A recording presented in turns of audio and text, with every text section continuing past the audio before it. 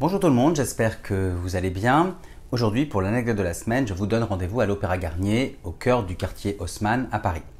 Vous connaissez ce monument incomparable et emblématique de la capitale et du style Napoléon III. C'est un édifice au style éclectique, donc imaginé par l'architecte Charles Garnier.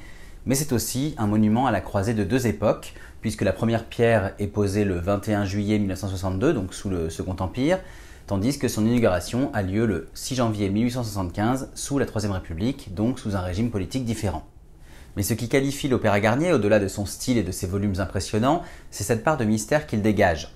Une âme mystérieuse qui est en partie portée par la célèbre légende du fantôme de l'opéra, contée par Gaston Leroux dans son roman publié en 1910. Alors parmi les légendes dont parle Gaston Leroux dans son roman, justement, il y a celle d'un lac par lequel le fantôme peut rejoindre en barque son antre souterrain caché.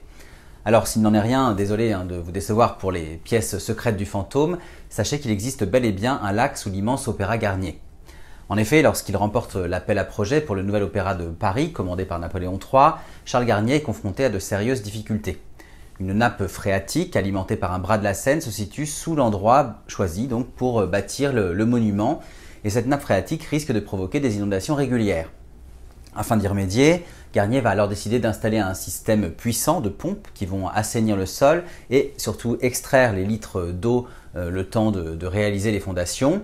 Alors pour que vous vous rendiez compte, sachez que la quantité d'eau qui a été pompée, elle aurait représenté un volume au sol de la surface de la cour carrée du Louvre et en hauteur de celle des tours de Notre-Dame. Vous voyez qu'on parle ici d'une quantité d'eau très impressionnante.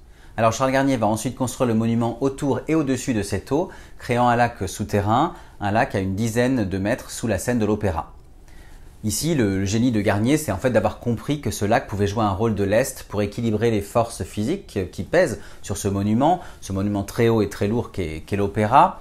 Mais ce n'est pas tout, le lac va aussi pouvoir servir de réservoir en cas d'incendie.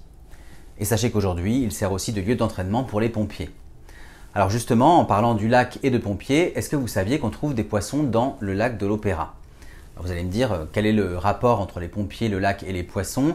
Eh bien, il faut savoir qu'il est de tradition qu'à la mort de chaque pompier de Paris, un poisson soit introduit dans le lac à sa mémoire. Alors, je ne sais pas vous, mais moi je trouve que c'est une très jolie histoire. C'est même une histoire assez touchante et émouvante de savoir que ces poissons sont sous l'opéra, sous ce lieu de magie et de rêve, pour rendre hommage justement au travail très difficile des pompiers de Paris. Voilà, alors pour finir sur une touche un peu plus légère, sachez qu'on a l'habitude de dire qu'à l'Opéra Garnier, on peut trouver des petits animaux à tous les niveaux. Vous avez donc des poissons au sous-sol, comme je vous l'ai expliqué, ce sont les poissons qui sont dans le lac souterrain. Vous avez des petits rats dans les étages. Ce sont ici les jeunes danseuses et jeunes danseurs qu'on surnomme ainsi parce que sur le parquet des salles de répétition, leurs pas, qui sont souvent très légers, sont semblables à ceux de petites souris ou de petits rats. Et enfin, vous avez des abeilles sur le toit, puisque des ruches ont été en effet installées au sommet de l'opéra et elles produisent un miel unique depuis plus de 30 ans.